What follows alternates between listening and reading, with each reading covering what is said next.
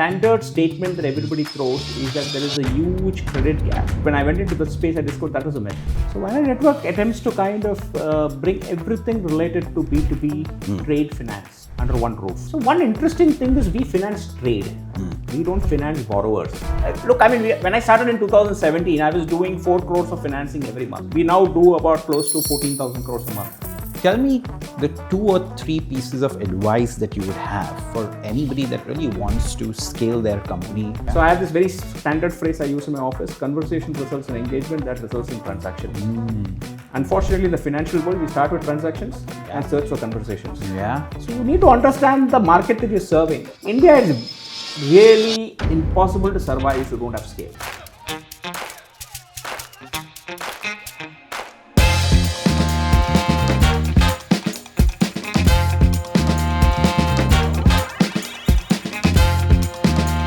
Hello everybody and welcome to PayU's Let's Talk Scale.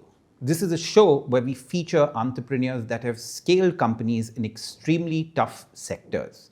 The objective of this show is to inspire and empower the next set of entrepreneurs and professionals that want to scale companies both in India and outside of it.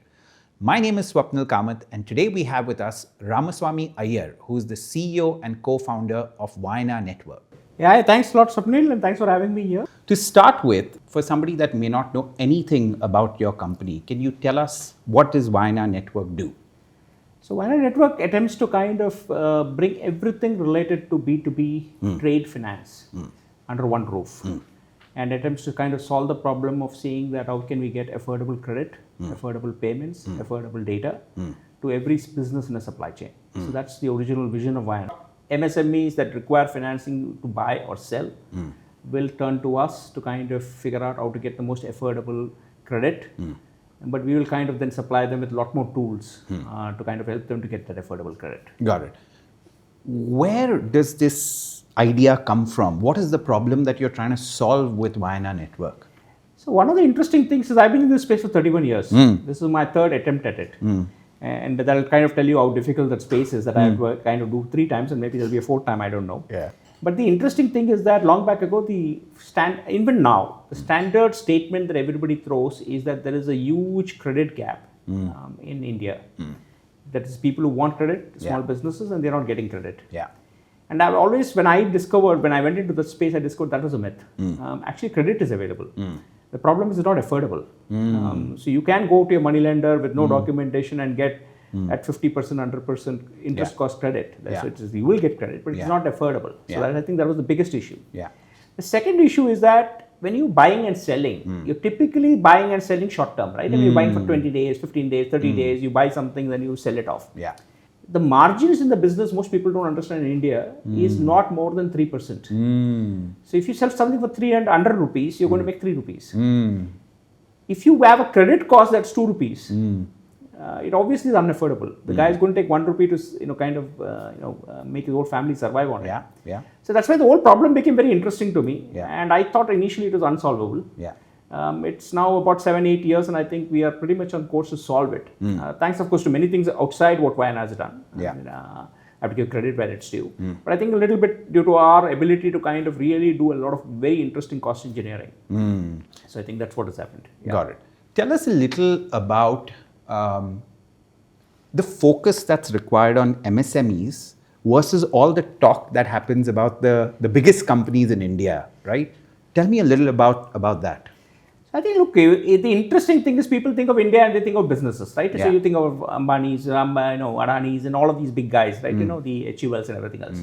There are only 4,000 companies in India that are about 1,000 crores of revenue. Oh, wow. Okay. And there are 63 million companies or businesses or enterprises or mom and pop shops doing less than 1 crore turnover. Actually, they're probably doing less than 50 lakh rupees annual turnover. So if you really want to talk about Indian business, what do you want to concentrate on? On the big guys or the small guys? That's one part of it. The second part is we kind of tend to lump everybody into one category. So we think MSME means one single word. So in India, by the way, just to let you know, 99.2% of all businesses in India are MSMEs by the government definition. Wow. Because the government says anybody at 500 crores of turnover or less is an MSME, which makes the bulk of them. So it's actually very important to kind of parse this and to understand which segment are you talking about.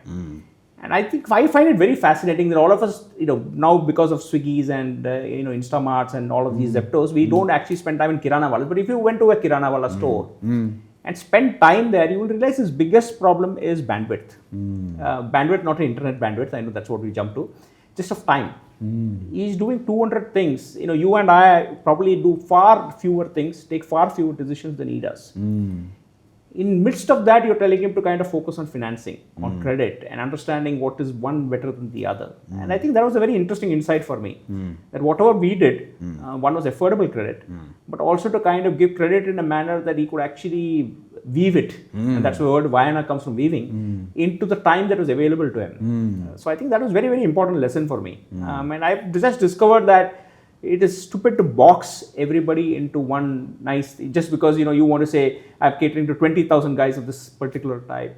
Businesses are all different.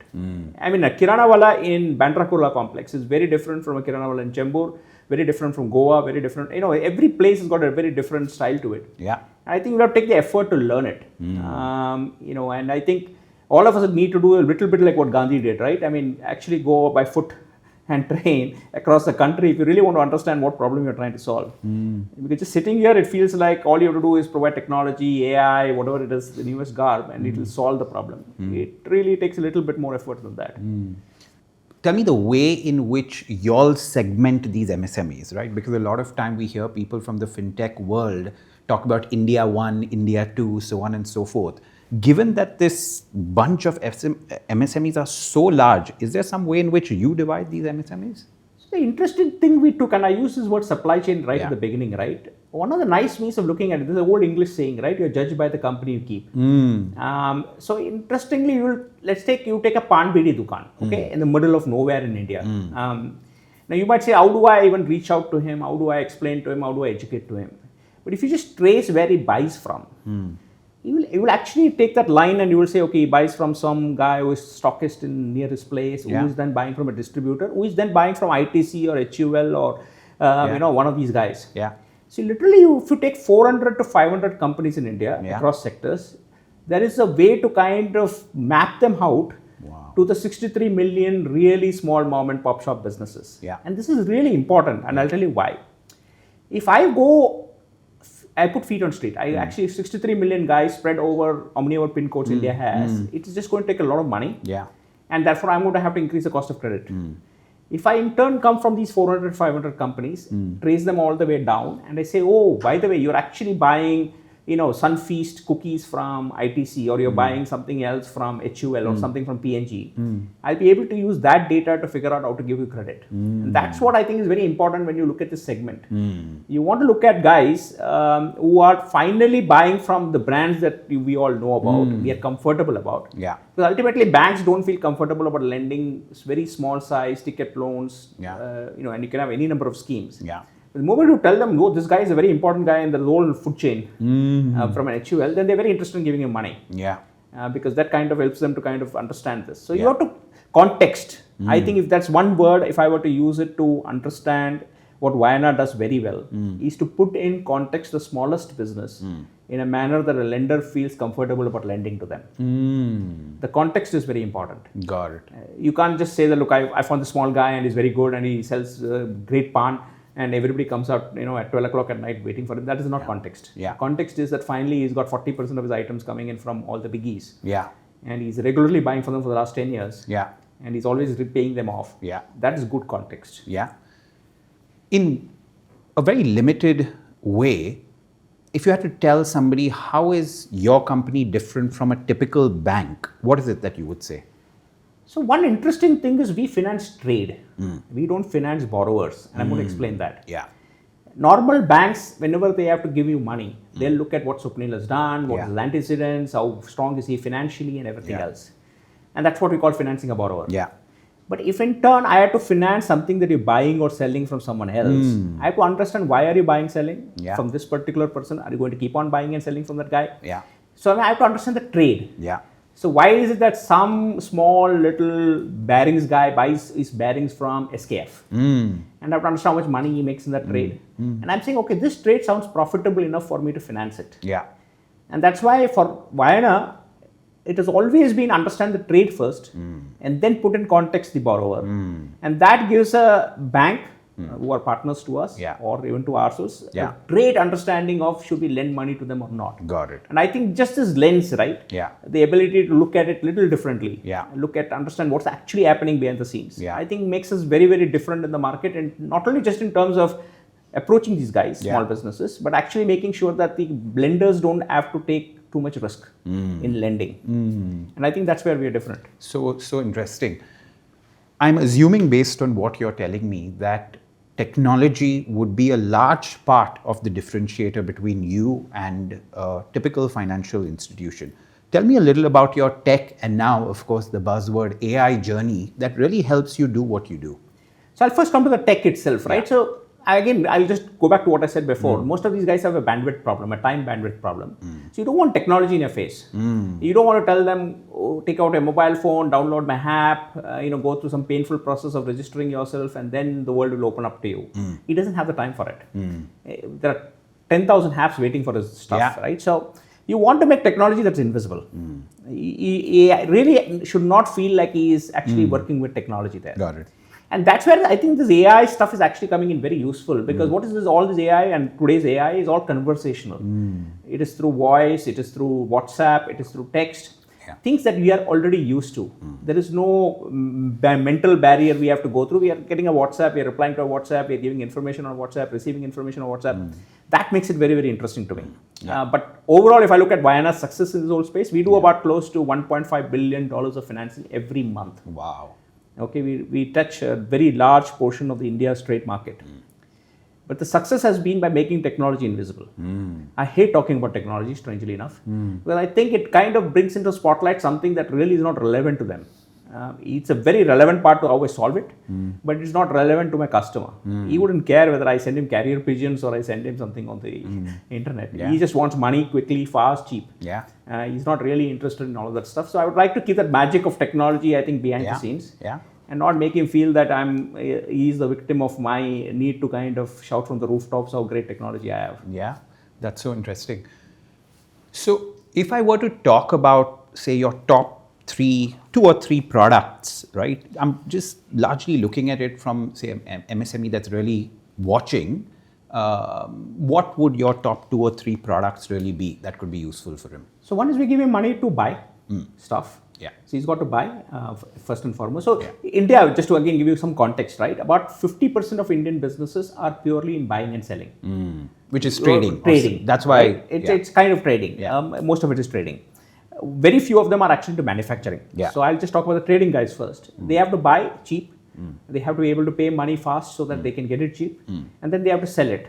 When they sell it, their customers may require credit. They might say, you and me also probably have a local grocer which we went in a kata. Right? So he's got customers who's demanding credit from him, and he's got guys he's buying from who say, if you pay me right now, I'll give you cheap. So he needs to get money for this. And I think the 2 products, buying and selling, getting credit for it, is really where we play a very, very big role. Got it. So I think that's the primary role. But there is a secondary role which I think is very, very important. A lot of these guys take credit. Why? They take credit because they think that's the fastest way to get some money to keep their business running. They don't pay too much attention to their own processes. Because they are not, going to be appointing a McKinsey or a BCG to kind of come and give them consulting, right? They are running their businesses. They don't realize that some little bit of fine tuning of their business, they can actually reduce their need for credit. So a lot of the work we do is actually to cannibalize our own product. Tell them to take lesser credit than they should, just by managing their business more efficiently. Because that actually makes them a lot more interesting. So if you talk about problems I see, my biggest problem I see is that if you take the number of Indian businesses that graduate from one level to the other, we did a kind of an anecdotal study. The number of businesses that go from micro to small, or small to medium, or medium to large, and large to very large, is less than 1% of the total number of guys who are in that level. So there are very few guys who are actually graduating. It's not like a Kiranawala is saying, okay, I got this 100 square feet store and I want to build another 2 100 square feet stores and I'm going to build a super bazaar. Very few of them. So you actually have to help them to manage their business much better before you tap them and say, oh, why don't you take credit and grow your business? I think credit is a obligation. So one of the other pet peeves I have is when people tell me frictionless credit, I think I jump off the chair. Because credit is an obligation. If you take money, you got to prepay it. I mean, all of us who have credit cards know that there is a day in the month where we are held to account for all the excesses we did the previous month, right? Yeah. So when you give credit, you want to make him understand he's taking credit. He's got to repay it. He's got something called a credit score that's going to get affected if he doesn't repay it. That's going to kind of stop him from borrowing in the future. Yeah. So I think that the important part is you want to give credit, Yeah. but you want to make sure credit is delivered with, I won't say root canal without anesthesia, but root canal with limited anesthesia, so that he understands he's got to take care of his teeth better, if I were to give that analogy. But at the same time, you want to also help him manage his business better. You want to teach him how to brush his teeth. Yeah.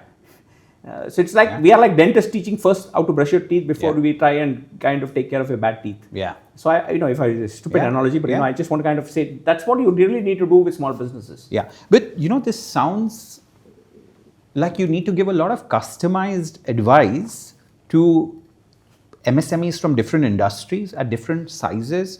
How do you manage to do that?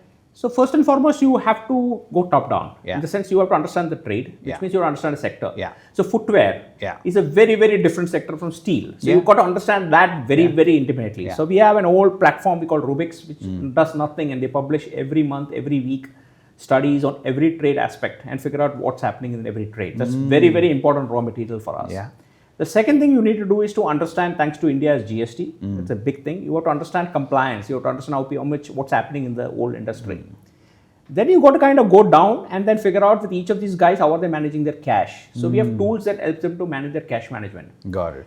No credit. We're just talking about receiving money, paying money, out, and tell them how to receive faster, pay later. Got it. Okay, that's what you're So you take their data, you put it into some kind of a system and give them a report and of give some them sort. an advice or consulting to say that can you do this way. Yeah. And then we give them a score. Now, we all are human beings, right? We respond to scores. Yeah. So if someone told you you're 50, your first question is going to be how much did my friend make, right? Because if he made 45, you're very happy. If he made 55, you're going to be very unhappy. 50 has no meaning to you. So we got to kind of give him a score, which you call the good business score, which tells him how is he doing, not only with respect to himself over the last few months, but also with respect to other businesses around his vicinity. So then that gets him thinking. And he says, okay, I want to keep improving my score. I want to go from 50 to 52 to 50. So it's like a little bit of gamification, I would say. And then you tell him, okay, are you interested in growing? And then do you want credit? And then you want to give credit. So you want to kind of calibrate this whole journey in small doses. Very digestible chunks that he can, you don't kind of tell him first day I'll give you 1 crore of credit and just grow your business. That doesn't work. But that's such a refreshing approach to stuff, because two things Takes too long. But two things I've never heard from anybody in your industry is anybody saying that, listen, we need to create a little more friction towards giving somebody credit, because the entire talk everywhere is about how frictionless do you do it. But I think you have the right perspective on that. Yeah, look, I mean, there are things you should be frictionless, like, KYC. Yeah. I think we all dislike KYC, want it frictionless. Payments, that should be frictionless. Yeah. But credit, it's an obligation. It is not a right of way. Yeah. So you want to give credit, you want to tell him, there's no easy EMI and you can pay it. That's I think, the beginning of trouble. Yeah. And the other important thing is never give more than they need.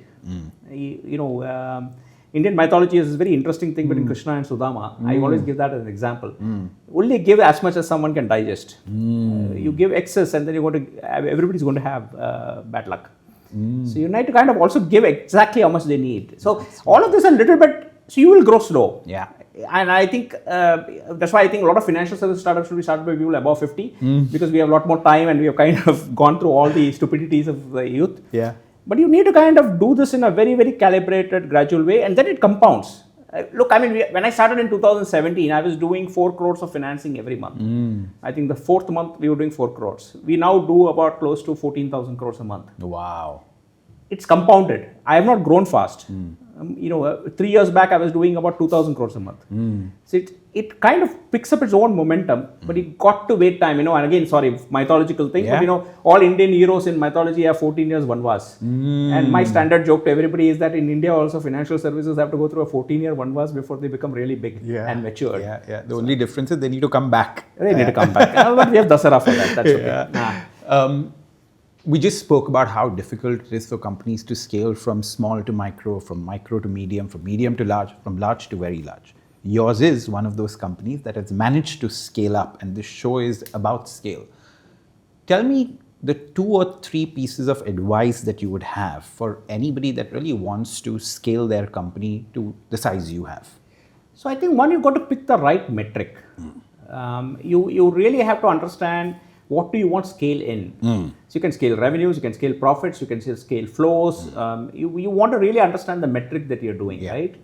To me, the scale is that I have 70 million businesses in this country. How many of them I'm doing more than 25% of their total trade wallet, right? So I have those kind of metrics that I run into. Yeah. So I think you should pick up your scale very well. Yeah. And how many such metric do you concentrate on? So we have only one metric that we really focus on today, but that's also because we've kind of been 8 years in the journey. We call it average revenue per account, which is ARPA, which is like the ARPU of telcos. Yeah. But we just figure out how much of the money of his spend is we earning out of it, right? So that's an important metric for us. But I think if I look at one is to have the right metric. Second is pick up your lane. Yeah.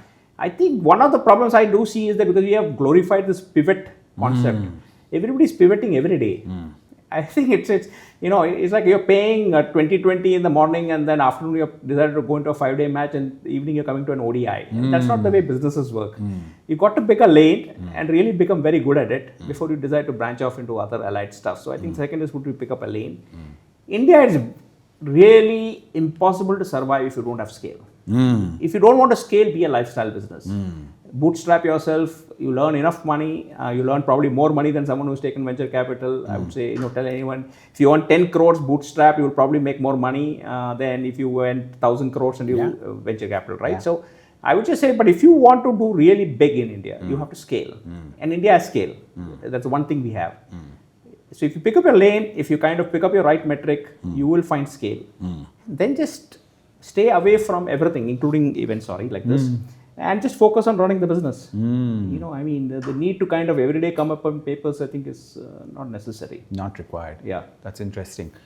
Give us some insight which would surprise us about MSMEs, right? Something that you realized after, like you said, right? You need to go to these different cities, go visit these different businesses across different sectors.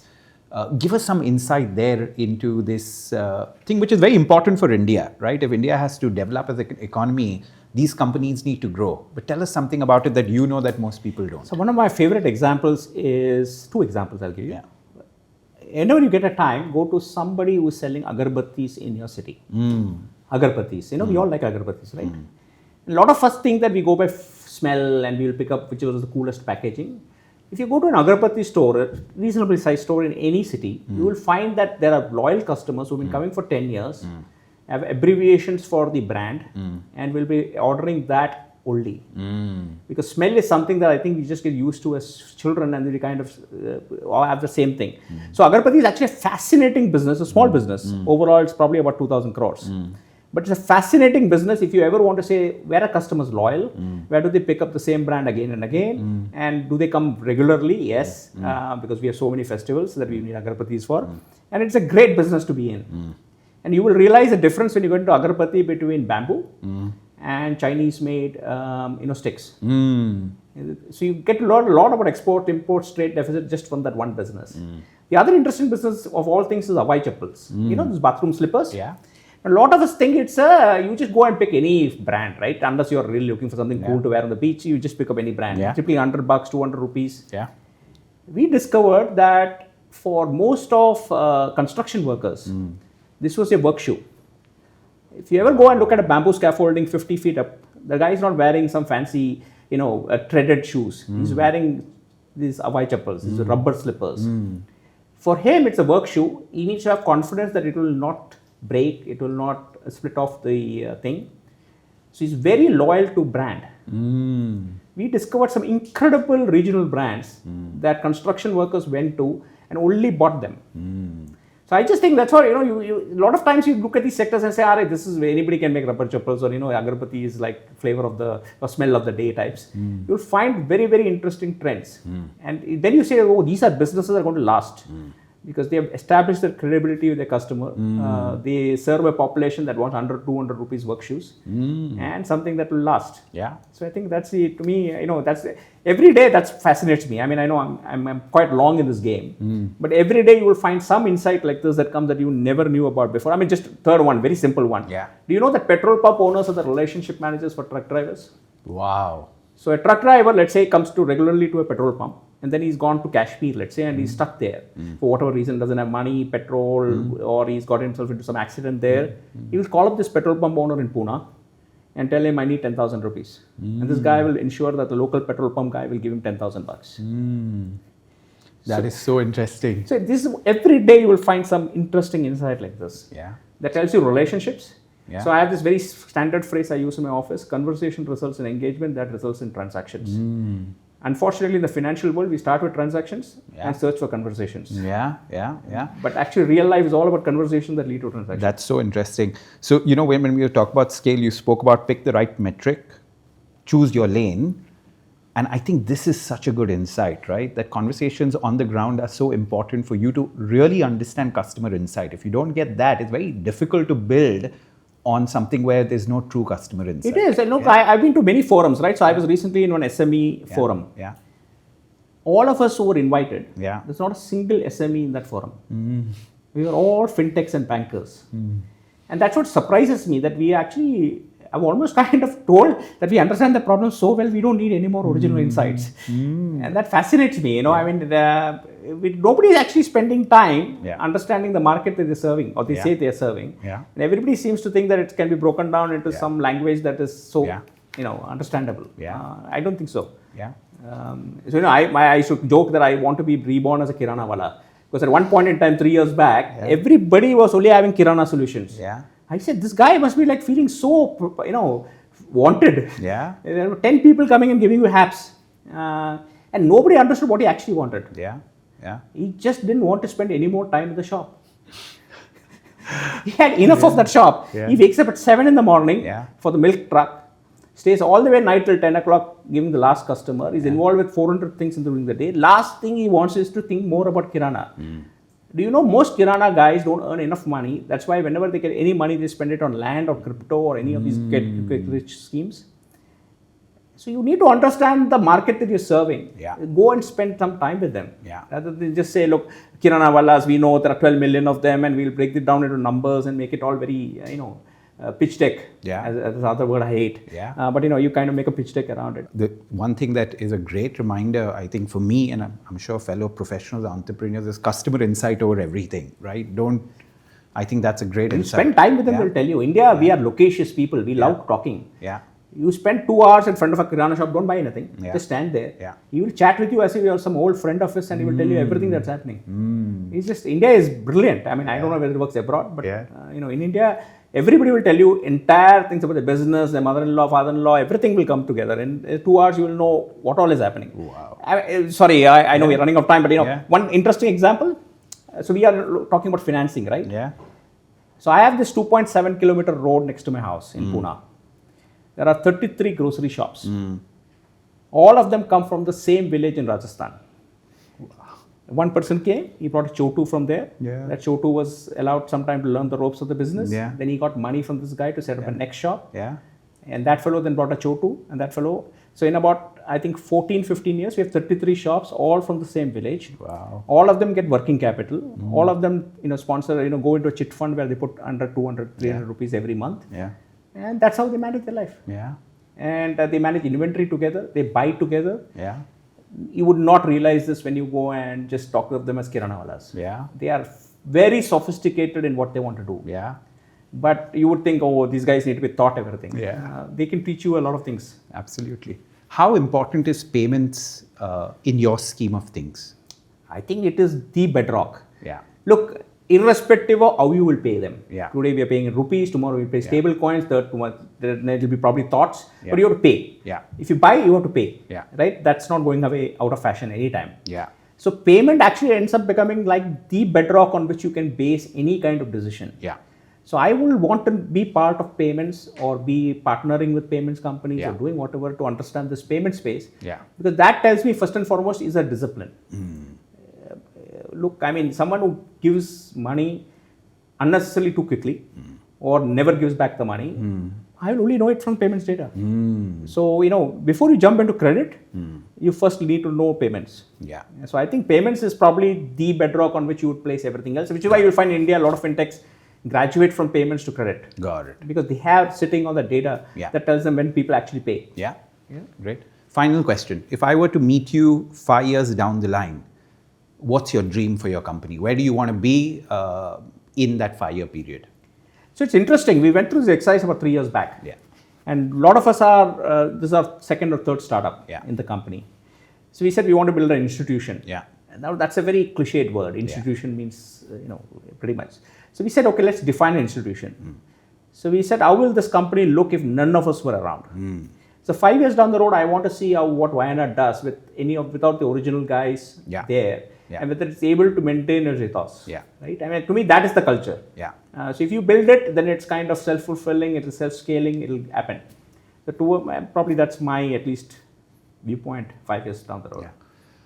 Mr. Iyer, this has been a fascinating conversation for me. I've personally learned a lot. I think that the work that you're doing is extremely valuable because everybody in India knows that if we have to go to that being the third largest economy and from there grow very, very rapidly, MSMEs is going to be a very, very important part of that. And you are addressing that problem and that opportunity in specific. So I wish you all the luck. I wish your company all the luck.